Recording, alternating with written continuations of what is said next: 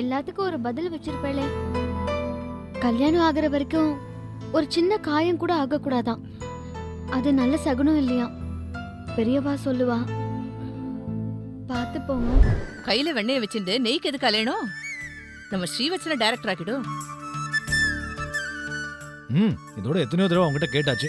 வேண்டாம் வேண்டானே சொல்லிட்டு இருக்கா. நீயே அவங்ககிட்ட கேட்டு சொல்லு. சரியா போட்டுடலாம். என்னடா ஸ்ரீவத்சன் எப்படி சொல்றான்? இந்த பொண்ணுச்சாமி முன்னாடி நின்னு பேச பயப்படுற பசங்க எனக்கு எதிரா தொழில் பண்றானுங்களா? சொல்லி வை, அவன்கிட்ட தெளிவா சொல்லி வை. என்கிட்ட மோதிரம் நினைச்சா தரையோட தரையா போயிருவான். பெறாத மக நித்யா, சஞ்சயோடைய தங்க. அண்ணன் கல்யாணத்துக்கு எல்லாரையும் கூப்பிட்டு வந்திருக்கான். நித்யா, அன்னைக்கு அந்த குங்குமம் கொடுமா. ஆமா, எங்க என் மருமக கௌசி? கௌசல்யா உள்ள இருக்கா. வைஷு, இவளை அழைச்சிட்டு போய் சாமி படுத்துக்கிட்டு இருக்க குங்குமம் எடுத்து கொடுமா. சரிப்பா, போமா. வாங்கம்மா. நித்யா போ. உள்ள போலாம். போமா.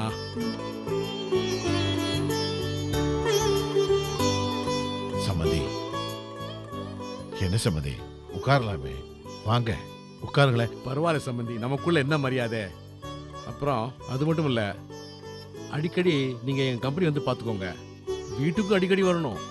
அப்பதான் மத்தவங்களுக்கு பயம் இருக்கும். ஏன்னா நான் இங்க இருக்க மாட்டேன், ஃபாரின் போயிடுவேன். நீங்க தான் எல்லாத்தையும் கவனிச்சுக்கணும். நீங்க என் பையனுக்கு மாமனாரா மட்டும் இல்ல, அப்பா ஸ்தானத்துல இருக்கணும். கூட இருந்து எல்லாத்தையும் கவனிச்சுக்கணும். சம்மதி, நேக்கு ரொம்ப சந்தோஷமா இருக்கு. நேக்கு இப்படி ஒரு சம்மதி கிடைச்சது என் பெருமாளோட பாக்கியமா நினைக்கிறேன். நீங்க நேக்கு சம்மதி மட்டும் இல்ல, இன்னும் சொன்னா ஏதோ ஒரு விதத்துல நேக்கு சகோதர மாதிரி படுது. என்ன சம்பந்தி, பெரிய வார்த்தையெல்லாம் பேசுறீங்க. என்னைக்கு இருந்தாலும் நாமெல்லாம் ஒரே குடும்பம் வாழ போறோம். என்னம்மா, குங்குமம்லாம் கொடுத்துட்டியாமா? என்னம்மா நித்யா, என்னை எதுக்கு இங்க அழைச்சிட்டு வந்தீங்கன்னு கேட்டில்ல, அந்த காரணத்தை இப்ப சொல்றேன். ஒரு நாத்தனாரா கல்யாண பொண்ணுக்கு குங்குமம் வைக்கிறது வழக்கம். அதுக்கு தான் உன்னை வர சொன்னேன். சம்மந்தி, வந்ததுல நின்றுட்டே இருக்கே. அப்புறம் இன்னொன்னு, நீங்களும் நித்யாவும் இருந்து சாப்பிட்டுட்டு போகணும். சாப்பாடெல்லாம் இன்னொரு நாள் வச்சுக்கலாம் சம்பந்தி. நம்ம வீட்டில் சாப்பிட்றதுக்கு என்ன, எப்போ வேணும்னா சாப்பிடலாம். கல்யாணத்துக்கு நாள் நெருங்கிட்டு இருக்கு. எல்லாருக்கும் பத்திரிகை கொடுக்க வேண்டியிருக்குது. நிறைய வேலை இருக்கு. சம்மந்தி, இன்னொரு விஷயம், மாப்பிள்ளை தம்பி வரதா சொன்னேன். அவன் நம்மளை பார்க்க வரான், பொண்ணை பார்க்க வரான். அவன் வந்துடுவான் சம்பந்தி. அப்ப நான் கிளம்புறேன். வரேன். சரிம்மா.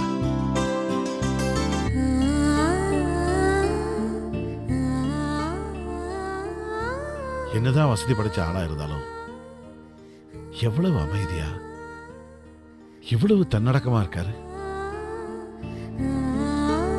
பகவானே, இந்த சொந்தத்தை நீடிக்க வைப்பா. வேண்டாம், இந்தாம்மா.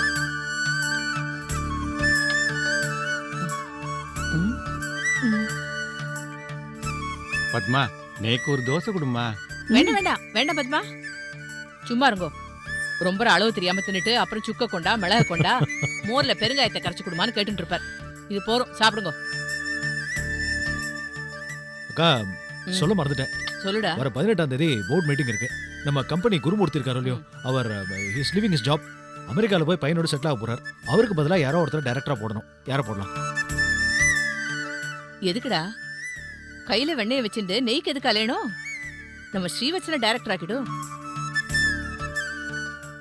இதோட எத்தனையோ தடவை அவங்ககிட்ட கேட்டாச்சு.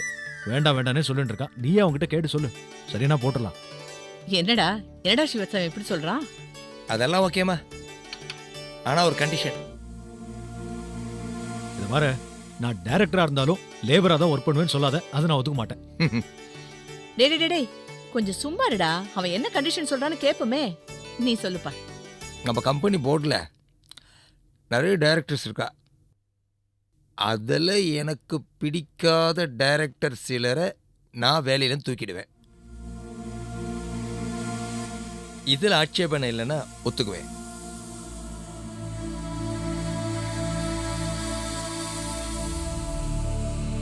பத்மா,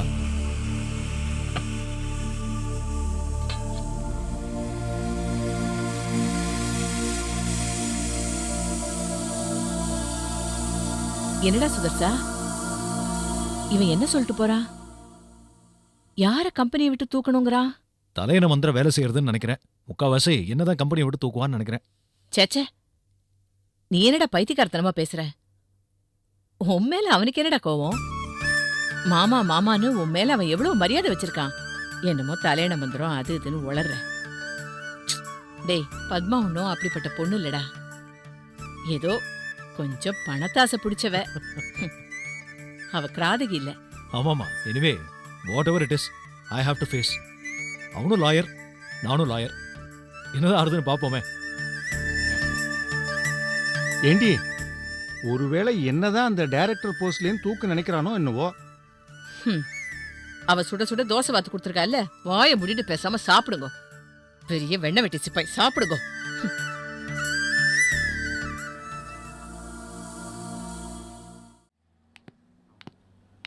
ஹலோ. என்ன கௌஷி? இல்ல, மாப்பிள்ளை வீட்டு சார்பா எங்க ஆத்துல மொத பத்திரிக்கை வச்சேளே, ஆமா. கல்யாணத்துக்கு வான்னு என்கிட்ட ஒரு வார்த்தை சொன்னேல. ஏய், கல்யாண பொண்ணே நீதான். பாக்கு இல்லாம வெத்தலையா?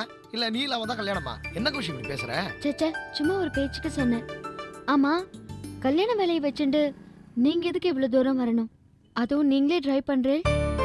அதெல்லாம் ஒண்ணும் இல்ல, இது என்னோட ஃபேவரட் கார். நானே டிரைவ் பண்ணாதான் எனக்குள்ள ஒரு திருப்தி. டிரைவரை வச்சு ஓட்டினா ஏதோ கால் டாக்ஸில போற மாதிரி ஒரு ஃபீல். அதான். எல்லாத்துக்கும் ஒரு பதில் வச்சிருப்பேளே. கல்யாணம் ஆகுற வரைக்கும் ஒரு சின்ன காயம் கூட ஆகக்கூடாதான். அது நல்ல சகுனம் இல்லையா? பெரியவா சொல்லுவா. பார்த்து போங்க. இந்த பார், கல்யாணத்துக்கு முன்னாடி எனக்கு ஒரு சின்ன காயம் கூட ஆகாது. ஆனா கல்யாணத்துக்கு அப்புறம் நீ என்ன காயப்படுத்தாம இருந்தா சரி. என்ன இப்படி பேசுறேன்? ஏய், என்ன உடனே கோவமா? சும்மா விளையாட்டுக்கு சொன்னேன். சரி வா, உள்ள இரு. எதுக்கு? வா சொல்றேன், வா ஏறு.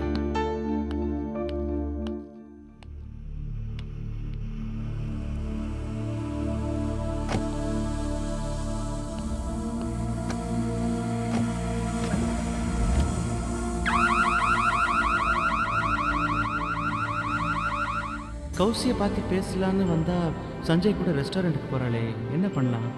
ஓகே, ஃபாலோ பண்ணி நாமளும் அங்கே அட்டன் பண்ணிட வேண்டியதான். அது நாகரிகமாக இருக்காதோ? சே, நம்ம மனசில் தப்பான எல்லாம் இல்லாதப்போ எதுவுமே தப்பில்லை. ஆட்டோ.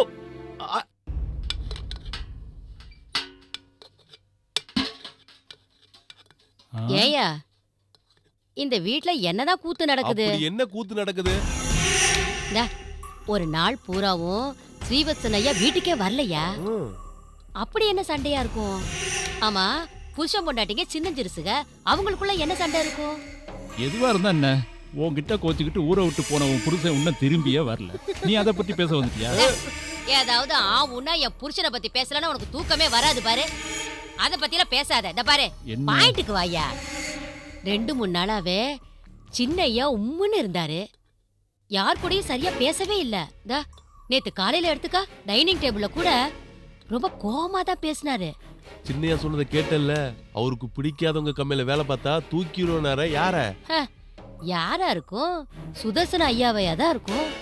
அதுதான் தலையணை மந்திரம்னு சொன்னாருல்ல, அத நீ கவனிக்கலையா? பத்மாமா பாவம், அது சின்ன சிறுசு. அவங்களும் நம்மள மாதிரி ஏழைப்பட்ட குடும்பம். அவங்களுக்கு தர வேண்டிய மரியாதைய கொஞ்சம் கூட கொடுக்கறதே இல்ல. எதுக்கு எடுத்தாலும் சுதர்சன ஐயா சுதர்சன ஐயாங்கிறாங்க. அவங்களுக்கு கோபம் வராதா? ஆமா, தலையணை மந்திரம் போட்டாங்க. பொண்டாட்டி பேச்ச கேட்டுக்கிட்டு சுதர்சன ஐயாவை வேலையை விட்டு தூக்கிட்டா அவர் வீட்டை விட்டு போயிருவாருல்ல. போனா என்ன, ராம ஆண்டா என்ன, ராவண ஆண்டா என்ன, நம்மள வேலையை விட்டு போங்கன்னு யாரும் சொல்ல மாட்டாங்க. தைரியமா வேலை செய்யுங்க. அம்மா வந்துட போறாங்க, வேலையை பாரு. வீட்லதான் யாருமே இல்லையே.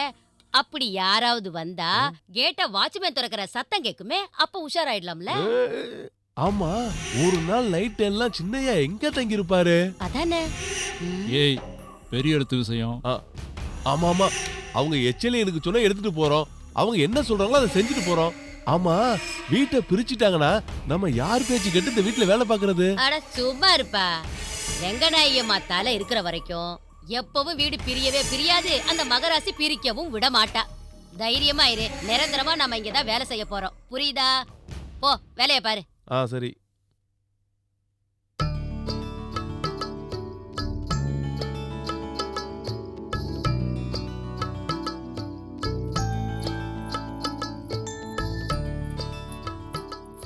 பெரியம்மா, என்னோட கணக்கு நோட்டை நீ பாத்தியா? எனக்கு எப்படி தெரியும்? நீ எங்க வச்ச? என் ஸ்கூல் பேக் பக்கத்துல தான் வச்சேன், காணும். இந்த வீட்ல நீ, நான், உங்க அம்மா, மணிமேகலை இவங்கள தவிர வேற யார் இருக்கா? நல்ல வேலை எனக்கு ஞாபகப்படுத்தினீங்க. மணிமேகலை உங்க அருமை மக, அவ தான் எடுத்துப்பா. என்னடி என் பேர் அடிப்படுத்து போல இருக்கு?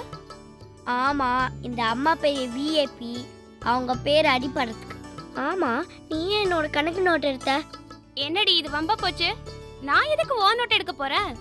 அன்னைக்கு மழை பெஞ்சதே, அன்னைக்கு நீ தானே சொன்ன உன் நோட்டு ஒன்று கொடு, ஏதாவது பேப்பர் கிழிச்சி கப்பல் செஞ்சு தண்ணியில விடலான்னு கேட்டல. இப்ப மழை வர மாதிரி இருக்கு, அதனால நான் உன் நோட்டை எடுத்து அதுல கப்பல் செஞ்சு விடுவேன் நினைக்கிறியா? ஆமா, அதுல என்ன சந்தேகம்? மரியாதையா என் நோட்டை கொடு, ஹோம்வொர்க் செய்யணும். எனக்கு வேற டைம் ஆச்சு. சத்தியமா நான் எடுக்கலடி. இல்ல, நீ தான் எடுத்திருக்க. நிஜமா இல்லடி, உண்மையை சொல்றல, நான் எடுக்கல. ஏண்டி இப்படி ரெண்டு பேரும் சண்டை போடுறீங்க? நான் எடுக்கல. இல்ல, நீ தான் எடுத்திருக்க, வேற யாரும் எடுக்க நான் மாட்டாங்க. எடுக்கலன்னு சொல்றல. ஏய், ஏன் இப்படி ரெண்டு பேரும் சண்டை போட்டுட்டு இருக்கீங்க? அம்மா, இவ என்னோட கணக்கு நோட்டை எடுத்துக்கிட்டு கொடுக்கவே மாட்டேங்கிறா. சித்தி, நான் அதை எடுக்கல. இவளே எங்கேயோ போட்டு என்ன போய் சொல்றா சித்தி? அக்கா, என்ன கணக்கு நோட்டை நீங்க எடுத்து வச்சுக்கிட்டு பிள்ளைங்கள சண்டை போட விட்டுருக்கீங்களே? ஆமா, இது கிருஷ்ணாவோட கணக்கு நோட்டு தான். என்னோட நோட்டை எடுத்து வச்சுக்கிட்டு என்ன பெரியமா எழுதிட்டு இருக்கீங்க? இந்த மாசத்து பட்ஜெட்டை எழுதலான்னு உட்கார்ந்தேன். இங்க இந்த நோட்டு இருந்துச்சு, எழுத ஆரம்பிச்சேன். அதுக்குள்ள சண்டை வந்துருச்சு. பட்ஜெட்னாலே சண்டை தகராறு தான். ஏமா, உனக்கு பட்ஜெட் போட போயும் போய் இவ நோட்டு தான் கிடைச்சதா என்ன? சாரி, நான் தெரியாம உன் கூட சண்டை போட்டேன். பழம் விடு. கிருஷ்ணா, இதுல இருந்து ஒரு பேப்பர் எடுத்துக்கிறேன்டி. பட்ஜெட் போடுறதுக்கே பேப்பர் கடனா? எடுத்துக்கோங்க. மஞ்சள் குங்குமம்னு எழுதிட்டேன். அது என்ன பெரியமா, முதல்ல மஞ்சள் குங்குமம்னு எப்பவும் எழுதுறீங்க? அதுதான் சம்பிரதாயம். மங்களகரமான மஞ்சளையும் குங்குமத்தையும் எழுதித்தான் மற்ற எல்லாத்தையும் எழுதணும். எந்த குடும்பத்திலையும் பட்ஜெட்னாலே இதத்தான் முதல்ல எழுதுவாங்க. அப்படின்னா நானும் ஸ்கூல்ல கணக்கு போடும்போது மஞ்சள் குங்குமம்னு எழுதிட்டே ஆரம்பிக்கிறேன். நோட் புக்ல புள்ளையார் சுழி போட்டுட்டு எழுது. மஞ்சள் குங்குமம்னு எழுதுனன்னு வெய்ய, டீச்சர் உனக்கு பெரிய ரவுண்டா முட்டை போட்டு தருவாங்க. அப்புறம் உனக்கு துளசி, போன மாசம் மளிகை சாமான் பட்ஜெட் எல்லாம் 4000 ரூபாய் ஆச்சு. இந்த மாசத்துக்கு எவ்வளவு போடுறது? 5000 ரூபாய் போடுங்க. ஏண்டி ஒரேடியா 5000ம்னு சொல்ற? விலைவாசி எல்லாம் ரொம்ப ஏறி போச்சு. நியாயமா பார்க்க போனா 6000 ரூபாய் தான் போடணும். நான் தான் 5000 ரூபாய் போட சொல்றேன். பெரியமா, எனக்கு nail polish, lipstick, hair clip எல்லாம் வேணும். அதையும் பட்ஜெட்ல சேர்த்துக்கோங்க. ஆள் ஆளுக்கு தனித்தனியா எல்லாம் வாங்கி தர முடியாது. பொதுவா பட்ஜெட்ல என்ன போடுறனோ அதைத்தான் வாங்கி கொடுப்பேன். எல்லாரும் உபயோகப்படுத்தணும். அக்கா, குழந்தை ஆசைப்படுறதை ஏங்க வேண்டாம் சொல்ற? அதுக்கு நீ 200 ரூபாய் ஒதுக்கி வச்சுட. அப்புறம் இந்த மாசம் கரண்ட் பில்லு 800 ரூபாய் வந்திருக்கு. ஏன் போன மாசம் வெறும் 690 ரூபாய் தானே பில்லு வந்தது. இந்த மாசம் ஃபுல்லா டெய்லி ஃபேன் ஓடிட்டு இருந்தது. ஏன்னா பகல்லே இப்ப கொசெல்லாம் கடிக்குது. நீ தானே கொசு கடிக்க கூடாது, சிக்கன் குனியா நோயெல்லாம் வரக்கூடாது, எப்பவுமே ஃபேனை போட்டு விட சொன்ன. அதனால அது நாள் ஃபுல்லா ஓடிட்டே இருந்தது. அது மட்டும் இல்ல, இந்த மாசம் கொசுபத்தி சுருளும் லிக்விடும் நிறைய வாங்கிருக்கோம். அம்மா, இந்த மாசம் தீபாவளி வரை வந்துட்டு போயிருக்கு. லைன்மேன்ல இருந்து சூப்பர்வைசர் வரைக்கும் எல்லாரும் இனாம் வாங்கிட்டு போயிருக்காங்க. அதுவே எப்படியோ 300-400க்கு வரும். பெரியமா, தீபாவளிக்கு துணியெல்லாம் மாசத்தவணையில தானே எடுத்திருக்கு. மாசம் அதுக்கு பணம் கட்டணும்ல. அப்புறம் எனக்கு தையல் கிளாஸ்க்கு ஃபீஸ் கட்டணும். அம்மா, இந்த மாசம் வீட்டுக்கும் வெள்ளை அடிக்கணும்னு சொல்லியிருந்தீங்க, அதையும் பட்ஜெட்ல சேர்த்துக்குங்க. அதனாலதான் நம்மள மாதிரி மிடில் கிளாஸ் ஃபேமிலி, அதுவும் நிரந்தரமான வருமானம் இல்லாதவங்க பட்ஜெட்லாம் போடக்கூடாது. நமக்கெல்லாம் வரவு செலவு தேவையில்லையா சித்தி? நம்ம குடும்பத்துல வரவும் நம்ம தான், செலவும் நம்ம தான். அதிகமா வரும்போது அதிகமா செலவு பண்ணலாம், கம்மியா வரும்போது கம்மியா செலவு பண்ணலாம். அதிகமா வந்தாலும் சரி, குறைச்சல வந்தாலும் சரி, என்னோட சேவிங்ஸ் அக்கவுண்ட்ல மாசம் 100 ரூபாய் போடணும்.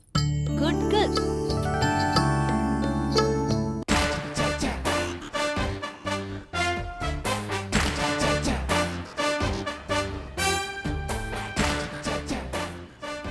சாமி பொன்னுச்சாமி பேசுறேன்.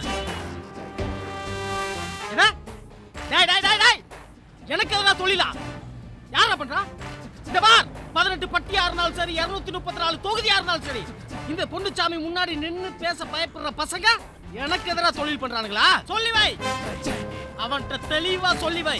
என்கிட்ட மோதிரம் நினைச்சா தரையோட தரையா போயிருவான். என்னதான் உயர உயர பறந்தாலும் ஊர்க்குருவிலாம் ஏரோப்ளைன் ஆயிட முடியாதுடா. என் லெவலுக்கு வளரணும்னு நினைச்ச அத்தனை பயல்களும் மண்ணத்தாண்டா கவுனா. புரிஞ்சுதா? எதையாவது பேசி என்ன டென்ஷன் பண்ணாதடா. மூடு. டேய், இந்த பொண்ணு இப்போ ஒரு பொண்ணை தேடி வந்திருக்கேன்டா. இந்த தங்கத்தோட ஒரு வைரத்தை இணைக்க போற. வந்த வேலை நல்லபடியா முடியட்டும். வந்து பண்ற அவனுக்கு காரியம்.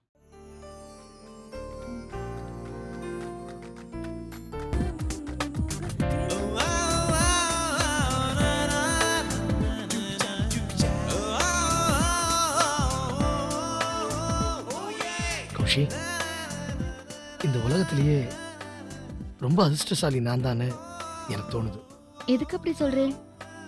உன்ன மாதிரி ஒரு அழகான பொண்ணை கல்யாணம் செஞ்சுக்க போறேனே, அப்ப நான் அதிர்ஷ்டசாலி தானே. பக்கத்துல கூட நீ ரொம்ப அழகா இருக்க. சரி, என்ன சாப்பிடலாம்? உங்க விருப்பம். இன்னைக்கு ஃபுட் உன்னோட சாய்ஸ் தான். நீ விரும்பின இடம், நீ விரும்பின சினிமா, நீ விரும்பின டிஃபன்.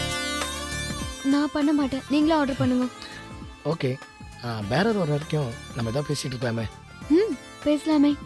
கௌஷி, உனக்கு ஒன்று தெரியுமா? எங்க அப்பாவோட முகத்துல அப்படி ஒரு சந்தோஷத்தை நான் பார்த்ததே இல்லை. நீ தான் அவர் மருமகன்னு அவர் முடிவு எடுத்துட்டாரு. உன்னை பத்தி பேசாத நாளே இல்லை.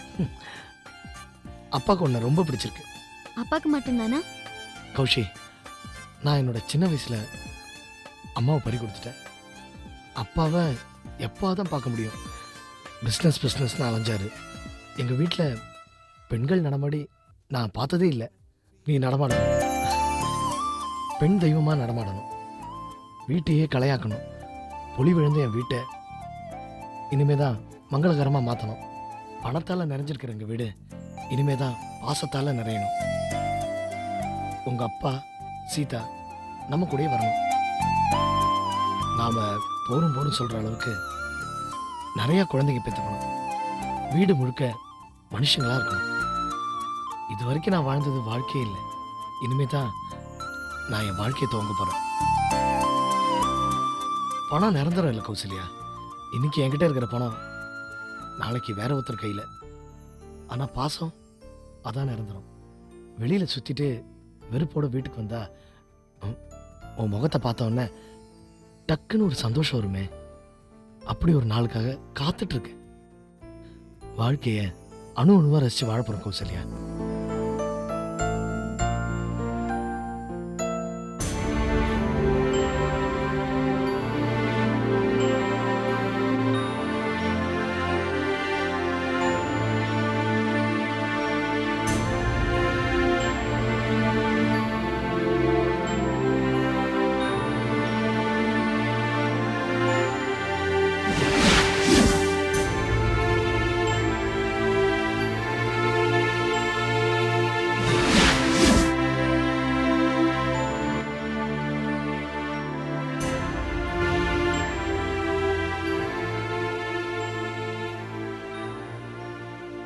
ரெண்டு பேரும் இன்ட்ரெஸ்டா தங்களோட வாழ்க்கையை பற்றி ஆசையாக பேசிக்கிட்டு இருக்காங்க.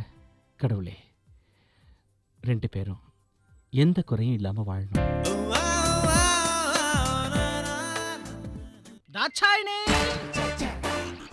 நீங்க யாருன்னு தெரியலையே. தாட்சாயினிங்கிறது நான் தான். அப்ப நான் கரெக்டான இடத்துக்கு தான் வந்திருக்கேன். கரெக்டான ஆள்கிட்ட தான் பேசிட்டு இருக்கிறேன். நீங்க யாருன்னே எனக்கு தெரியல, உரிமையோட வேற பேசுறீங்க.